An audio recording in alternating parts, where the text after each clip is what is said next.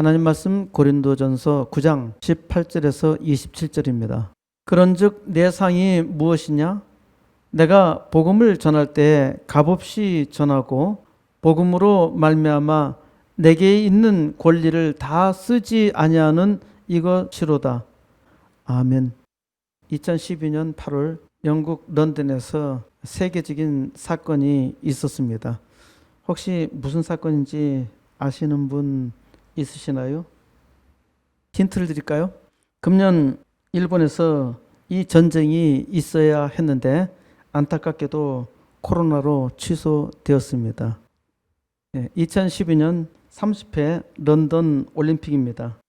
4년 동안 전 세계에서 수많은 선수들이 오직 올림픽만 바라보고 훈련하며 준비해 왔는데 올림픽이 개최되지 않다니 너무 애석하고 슬픈 일이었습니다. 올림픽 경기를 취소할 수도 있지 않겠느냐 할 수 있겠습니다마는 올림픽 경기가 취소된 일에 대해서 통탄해하는 사람들은 소수의 선수들과 그의 관계자들 뿐일 겁니다. 그래서 세계 시민적 관심사를 끌지 못했던 것이죠. 이번 올림픽 경기가 취소되면서 나이 때문에 더 이상 올림픽 경기에 출전하지 못하는 사람도 있을 겁니다. 내년도로 올림픽을 연기한다는 말도 있지만은 지금 코로나가 활동하는 것으로 볼 때는 저는 어려울 것이라 생각됩니다. 관객이 없이 선수들만이라도 올림픽 경기를 치르게 하고 생중계했더라면 좋았을 텐데 아마도 그럴 생각은 추호도 없었습니다. 왜 그럴까요?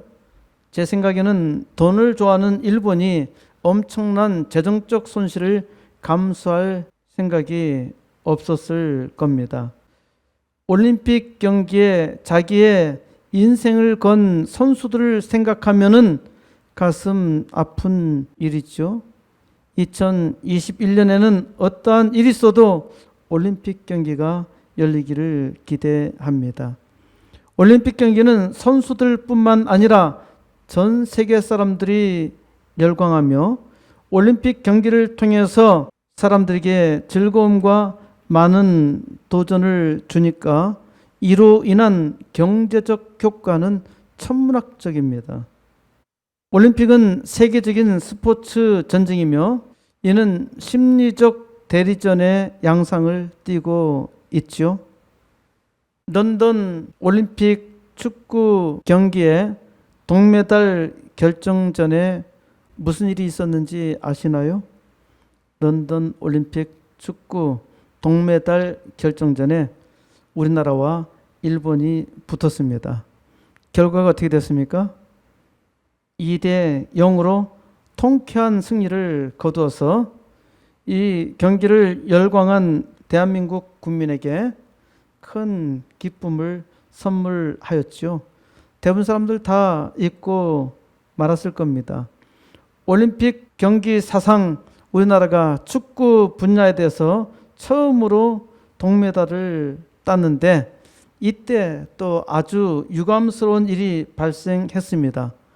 박종우 선수가 경기가 끝난 후에 한 세리머니 때문에 동메달 시상대에 올라가지 못했습니다.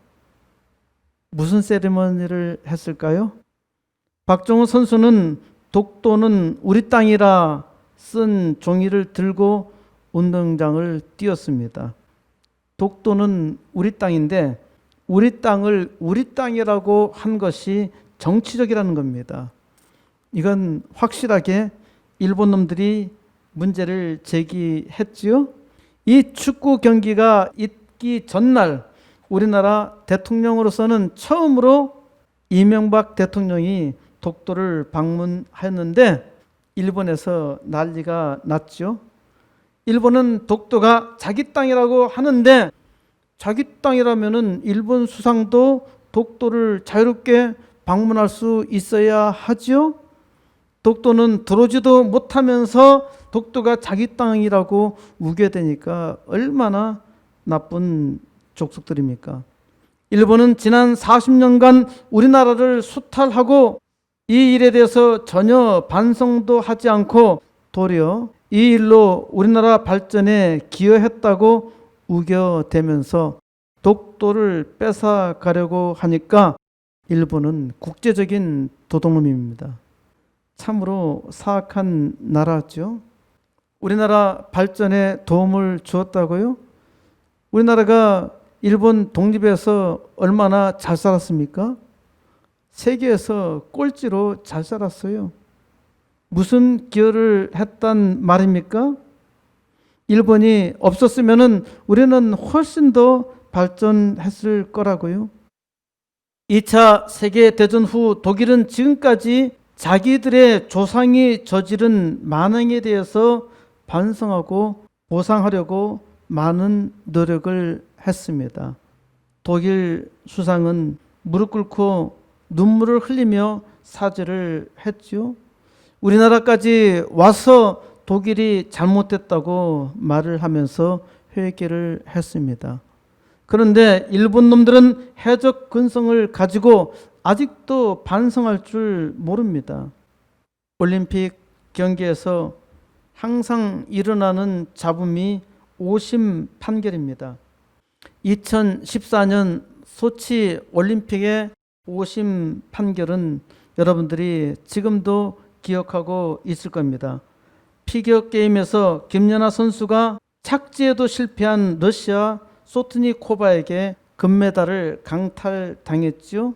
이는 러시아의 악당 푸틴 대통령의 장난질이었던 겁니다. 본래 러시아에서 유력한 금메달 후보로 지목되었던 선수는 율리아 리프니츠카야였는데 그녀는 압박감으로 인한 실수로 말미암아 탈락했고 소트니코바는 그때까지 단 한 번도 A급 국제대회에서 우승하지 못한 선수였는데 갑자기 금메달 리스트가 된 겁니다. 올림픽 이후에도 우승한 바가 없고 평창 올림픽에서 올림픽 금메달 수상자로서의 자질을 보여주겠다고 하였으나 도핑 의혹과 함께 출전을 포기했습니다. 2012년 런던 올림픽에는 AFP 프랑스 통신사가 역대 올림픽 5대 오심 판정으로 선정한 사건이 있습니다. 여자 펜싱 에페 준결승전에서 신아람 선수가 독일 선수 브리타 하이데만과 5대 5로 승부를 가리지 못한 채 연장전을 가졌습니다. 이때 프리오리테, 영어로는 어드밴티지 선언을 받아서 1분 동안 득점이 없으면 신아람이 승리하는 조건으로 매우 유리한 기회였습니다. 신아람 선수는 하이데만의 공세를 잘 막아내면서 1분을 버텼었는데 경기를 종료하기 직전에 어이없는 상황이 일어났습니다. 경기 종료 1초를 남겨두고 심판이 무려 3번이나 경기를 다시 재개했습니다. 그러한 과정에서 하이데만이 득점에 성공했던 것이죠. 신아람 선수는 1시간이 넘도록 피스트를 떠나지 못한 채 눈물을 흘렸습니다. 경기장에서 선수가 내려오면은 이의 제기를 할 수 없기 때문에 계속 거기 앉아서 울고 있었다는 이야기를 들었습니다. 올림픽에 게임의 법칙이 있습니다. 하나는 출전 선수는 게임의 규칙에 따라서 경기에 임해야 합니다. 상식적인 일이죠. 둘째는 준비가 되어 있어야 한다는 것입니다. 올림픽 경기에서 경기할 수 있을 만큼 훈련이 되어 있어야 합니다. 김현우 선수가 남자 레슬링 그레코 로만형 66kg급 결승에서 헝가리 타마스 로린츠를 이기고 금메달을 목에 걸었는데요. 그 까닭을 아십니까? 김현우 선수는 이렇게 말합니다. 눈에 보이는 게 없었다. 눈에 보이는 게 없었기 때문에 금메달을 목에 걸었습니다. 김현우 선수는 8강 경기에서 에드가라스 벤카이티스 리투니아 선수였는데 이 경기에서 상대 이마에 오른쪽 눈이 부딪혀 멍이 들었는데 결승전에서는 눈이 퉁퉁 부어 올라서 오른쪽 눈은 아예 뜨지도 못했습니다. 눈에 보이는 것이 없었기 때문에 이겼다는 것은 농담이고요. 두 번째 세트 그라운드 경기에서 상대방 선수가 위기에 몰리자 김현우 선수의 다리를 아주 잠깐 잡았습니다. 이 반칙으로 점수를 얻은 것이 결정적이었습니다. 그레코 로마형은 배꼽 위의 상체만을 사용해서 상대방을 이겨야 하는데 김현우 선수가 주특기 빠테르를 잘 사용하자 당황해서 순간적으로 다리를 잡았던 것입니다. 김현우 선수가 이긴 것은 사실 이것 때문이 아닙니다. 김현우 선수는 엄청나게 훈련하며 철저하게 준비했습니다. 김현우 선수는 하루 12톤의 무게를 들어 올렸고 30도의 경사 170m를 하루 10번 전력 질주했습니다. 올림픽 경기에서 많은 사람들은 금메달에만 관심이 있습니다. 동메달은 아주 허접한 것으로 생각하지요.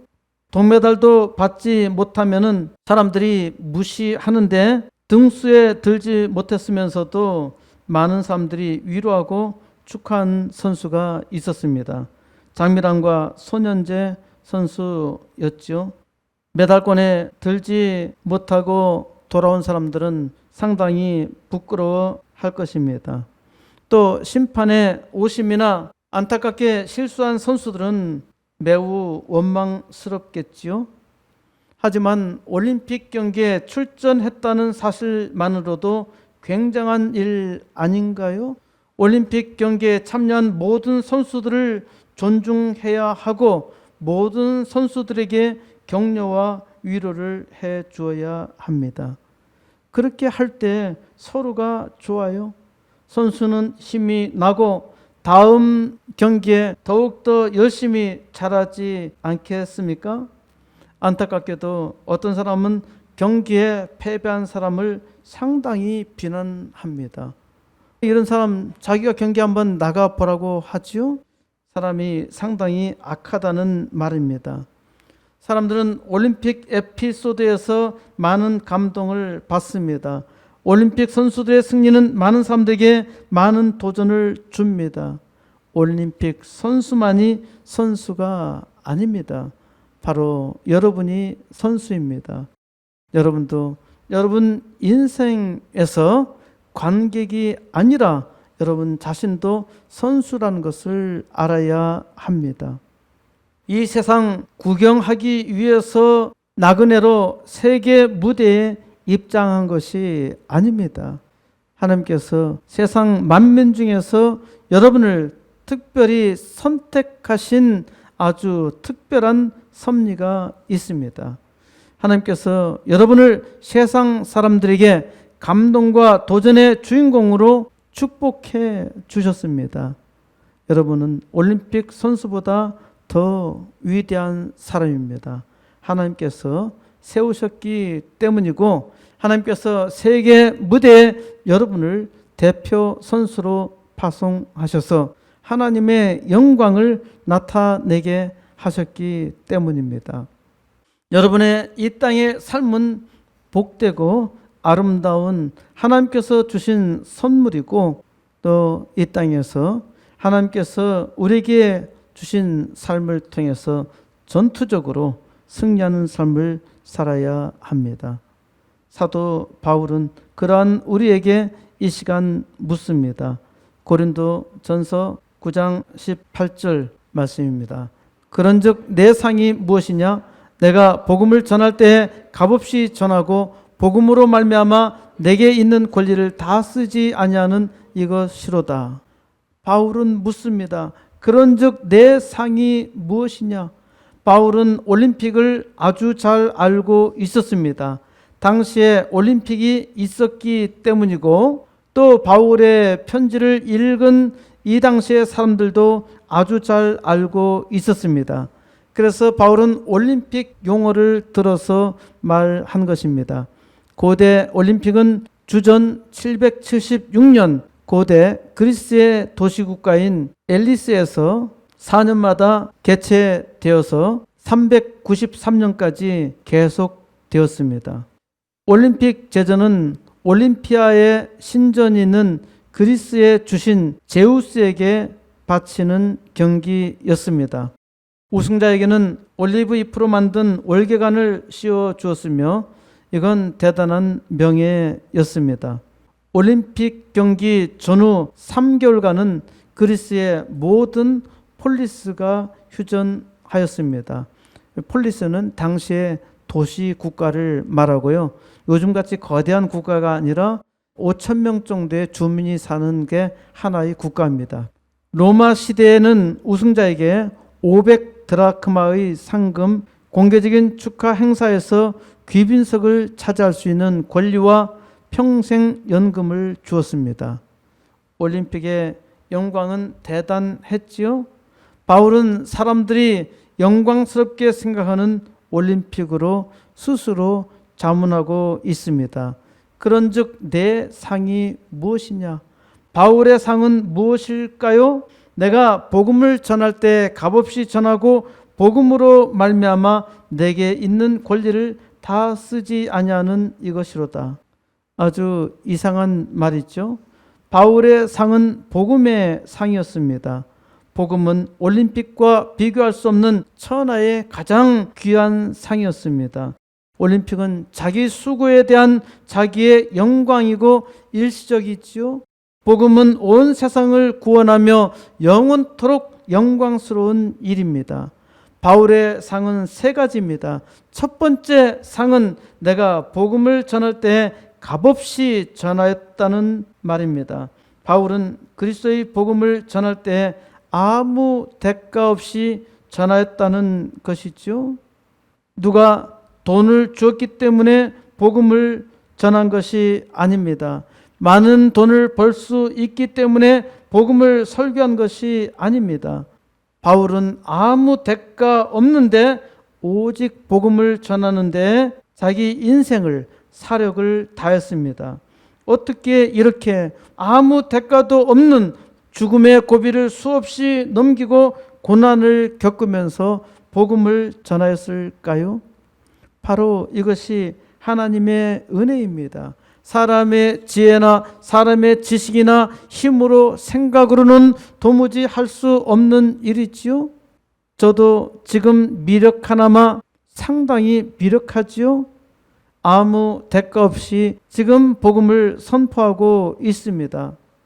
대가 없이 모든 힘을 다한다는 것이 가치 있는 일이죠. 생명을 다해서 아무 대가 없이 복음을 전한다는 것이 놀라운 일 아닌가요? 올림픽에 출전하는 대부분의 선수가 대가를 바라고 하는 것이 아닙니다. 보상이 거의 없는 경우가 대부분입니다. 초기 옛날의 올림픽 경기는 월계수를 씌워주는 것 이외에는 대가가 없었어요. 로마 시대에 와서 대가가 있었다고 했죠. 그 대가 때문에 일을 한 것입니까? 왜 대가도 없는데 올림픽 경기에 나가서 싸웠을까요? 그것은 자기가 좋아하는 일이고 가치가 있는 일이고 명예가 있기 때문입니다. 지금 올림픽도 공식적으로는 금메달 외에 아무것도 없지요. 국가에서 또 개인이 상금으로 보상하는 경우가 있기는 하지만은 공식적으로는 금메달 외에 아무것도 없습니다. 아무 대가가 없어도 전력 투구하며 준비하며 일을 할 수 있다는 것은 그만큼 가치가 있다는 말 아닙니까? 사도 바울은 아무런 대가도 없이 죽음을 각오하고 복음을 전했습니다. 마지막에는 순교를 당했지요. 복음을 전하는 일은 올림픽보다 소중한 일이었습니다. 바울의 두 번째 상은 복음으로 말미암아 내게 있는 권리를 다 쓰지 아니하는 이것이라고 하였습니다. 복음으로 인하여 복음을 위해서 바울이 가진 모든 권리와 힘을 포기하는 것이 상이라는 겁니다. 이는 자기의 힘으로 하는 것이 아니라는 거죠.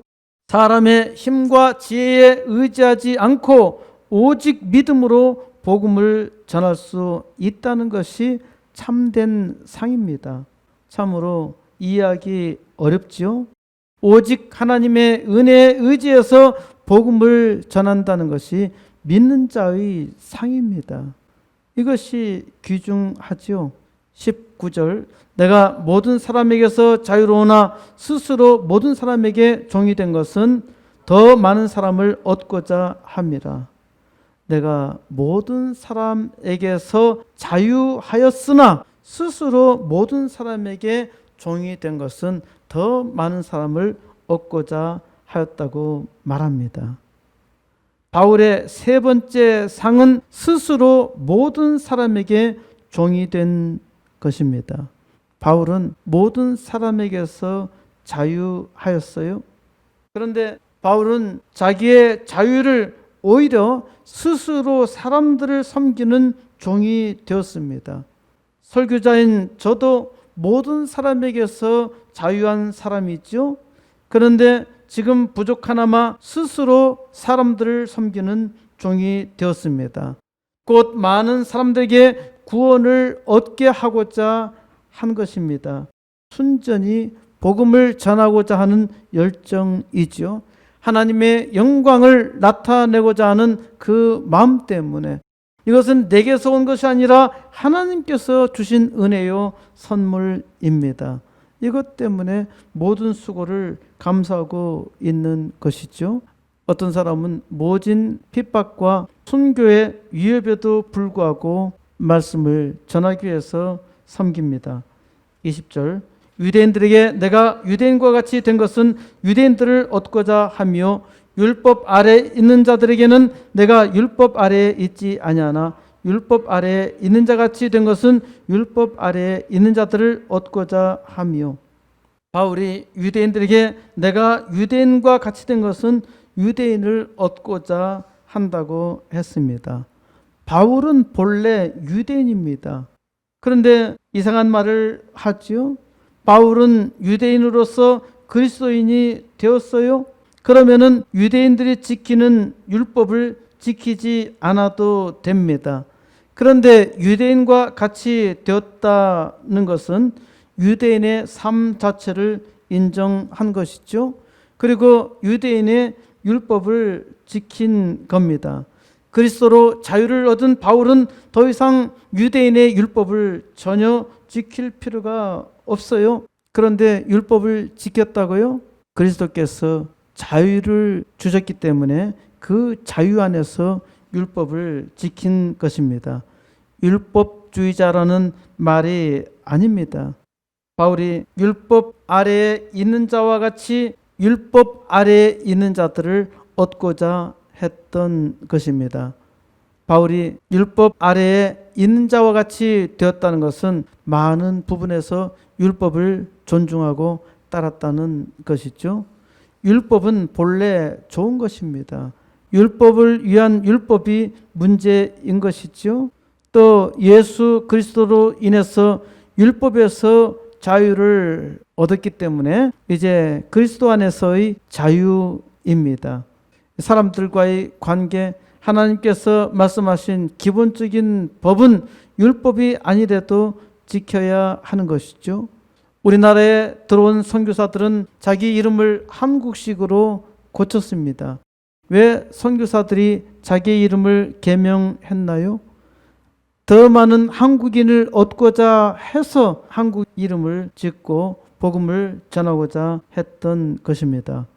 21절 율법 없는 자에게는 내가 하나님께는 율법 없는 자가 아니요 도리어 그리스도의 율법 아래에 있는 자이나 율법 없는 자와 같이 된 것은 율법 없는 자들을 얻고자 함이라. 바울이 율법 없는 자와 같이 된 것은 율법 없는 자는 이방인을 말하는 겁니다. 이방인을 얻고자 했기 때문입니다. 이방인들에게 유대인의 율법을 강요할 이유가 없었죠. 어떤 유대 기독교인들은 이방인들도 율법을 반드시 지켜야 한다고 했습니다. 그러나 바울은 그리스도 안에서 율법의 자유가 있었습니다. 예수 그리스도로 인한 생명의 법을 전하는 것이 중요했기 때문에 그 말씀을 증거했던 것입니다. 22절 약한 자들에게 내가 약한 자와 같이 된 것은 약한 자들을 얻고자 하며 내가 여러 사람에게 여러 모습이 된 것은 아무쪼록 몇 사람이라도 구원하고자 함이니.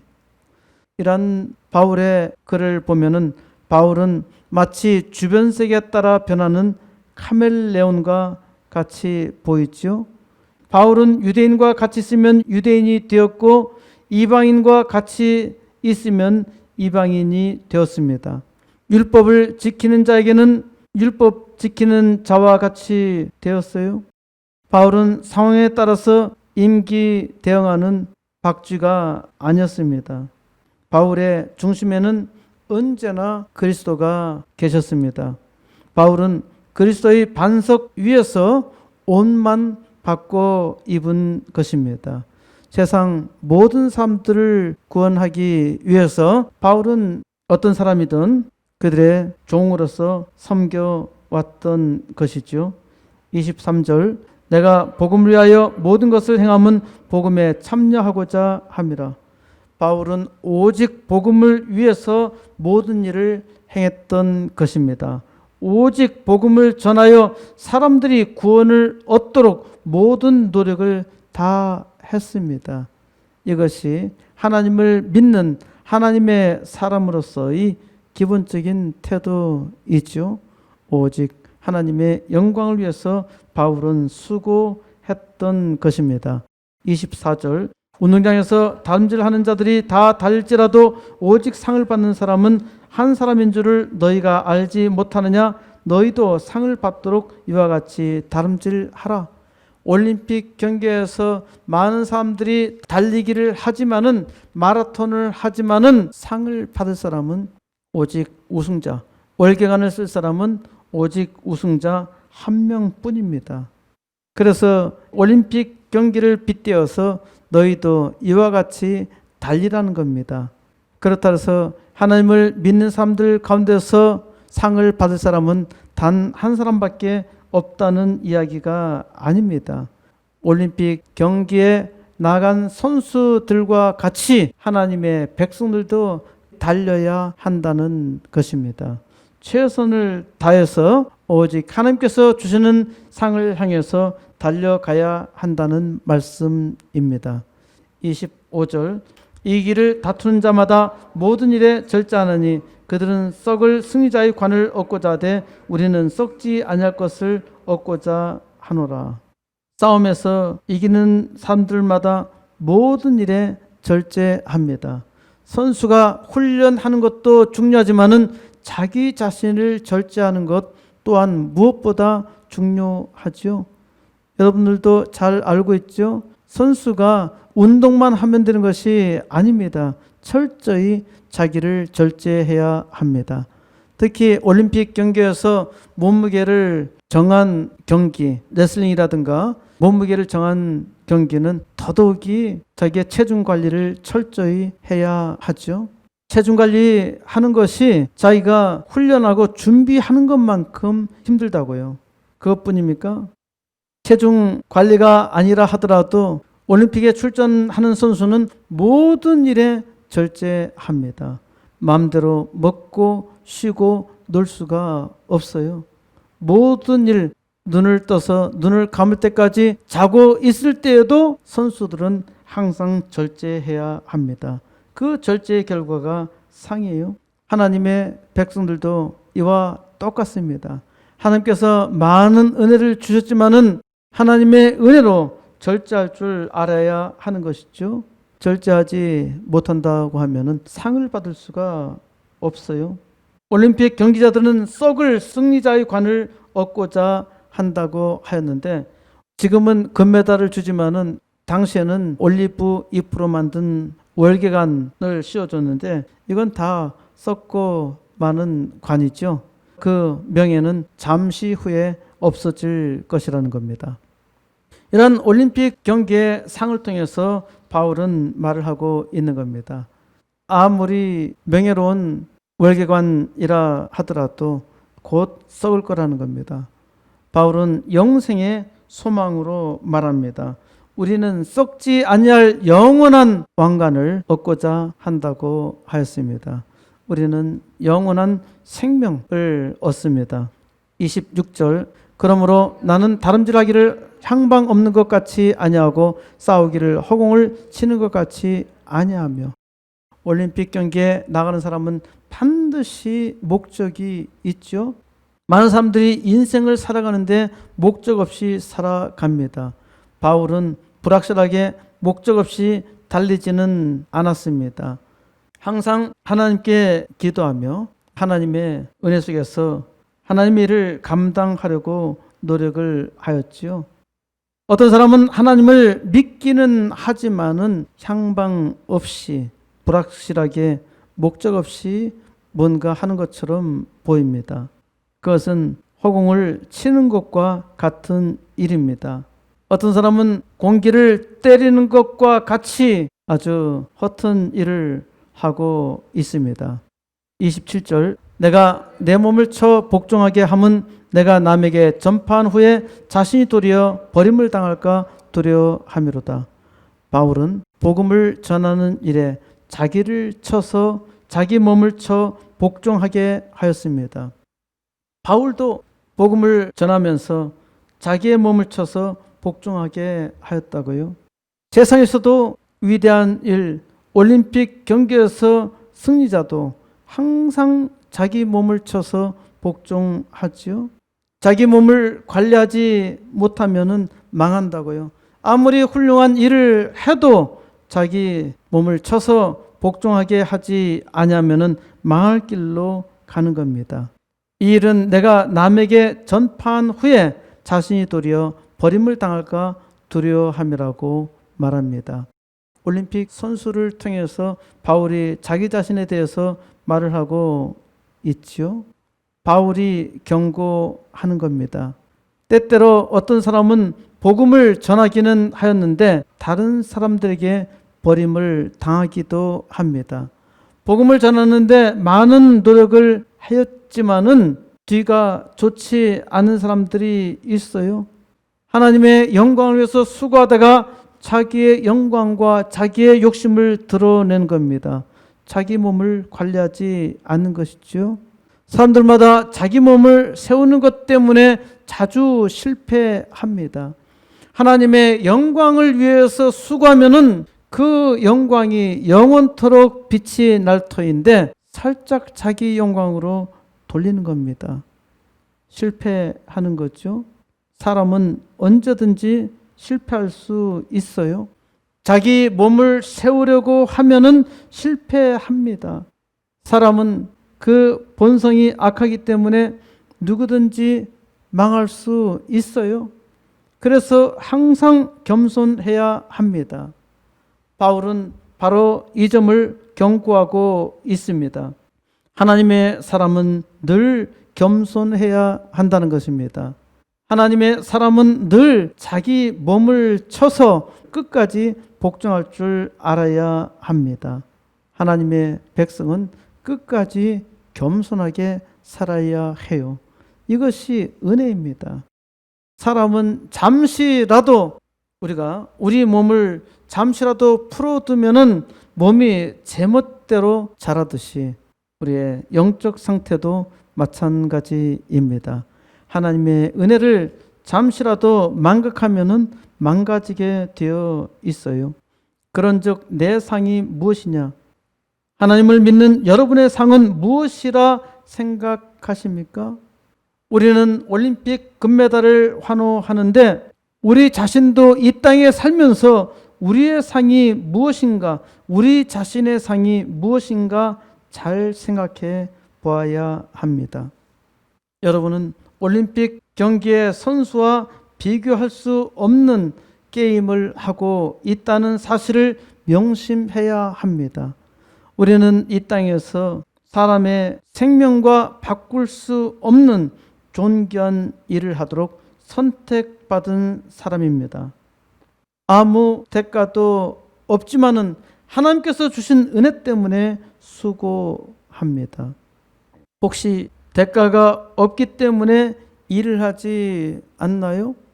바로 눈에 보이는 아름다운 상이 없기 때문에, 월계관이 없기 때문에 수고를 하지 않는가요? 또 복음을 자랑하는 대신에 주님께서 많은 은혜를 주셨는데 그 은혜로 인한 지식과 하나님의 축복을 자랑하고 있지는 않는가요? 사람마다 자기 몸을 잘 관리하지 못하는 사람은 자기를 자랑합니다. 여러분은 어떤 특권을 누리고 있습니까? 하나님 앞에서 대단한 권력을 가진 것인 양 자기를 뽐내고 자랑하며 또 다른 사람을 무시하고 있지는 않습니까? 진정으로 복음을 위해서 다른 사람을 섬기는 종이 되었습니까? 복음을 위해서 무언가 섬기려고 노력을 하고 있습니까? 그런즉 내 상이 무엇이냐? 하나님께서 주신 이 세상 무대에서 승리하기를 원하십니까? 하나님께서 세우신 선수로서 얼마나 노력을 하고 있습니까? 그리고 얼마나 자기 몸에 절제를 하고 있습니까? 하고 싶은 것 다 하면서 많은 욕심을 내면서 뭔가 이루기를 원합니까? 이것은 자기를 기만하는 연습입니다. 복음을 전하고 있나요? 모든 사람을 잘 섬기고 있나요? 나보다 부족하거나 연약한 사람을 잘 이해하고 있나요? 약한 자에게 힘과 위로가 되고 있습니까? 하나님께서 우리에게 자기 자신을 드려서, 자기의 생명을 드려서 아름다운 선물과 복을 주셨습니다. 이제 하나님의 복을 믿음으로 능히 감당하시기를 바랍니다. 하나님께서 이 땅에서 영원한 생명을 위해서 하나님 나라의 선수로 우리를 특별히 파송하셨음을 믿기를 바라고, 이제 하나님의 종들마다 하나님의 은혜에 가득 사로잡혀서 하나님의 영광 온 땅 나타내는 역사 이루시기를 우리 주 예수 그리스도의 이름으로 간절히 축원드립니다. 하나님 은혜 감사합니다. 주님께서 오늘도 우리를 사랑하시고 은혜 가운데 품으시며 우리에게 말씀하여 주시고 또 말씀으로 위로 받으며 말씀에 우리의 능력이요 우리의 힘임을 하나님께서 보여주시고 위로하시고 힘주심을 감사드리옵나이다. 하나님이여 도우소서. 이제 더욱더 하나님께서 세우신 종으로서 그 사명을 깨닫게 하여 주시고 이 시대에 하나님께서 택하신 복음 선수로서 네 그 사명을 감당하여 하나님께서 오늘 우리에게 쓰신 바울의 편지보다 더 위대한 역사를 이루게 하여 주시옵소서. 주여, 이 땅이 우한 코로나 폐렴 바이러스로 상당히 어려운 지경에 있는데 이를 극복하며 하나님의 은혜의 해를 널리 증거하여 이 땅에 다시 한번 부흥의 역사가 오도록 주님께서 놀라운 복을 주시고 이 일을 코스모스 교회와 또 함께한 이들이 감당하도록 인도하여 주옵소서. 주님 은혜 감사드렸고 우리 주 예수 그리스도의 이름으로 간절히 기도드리옵나이다. 아멘.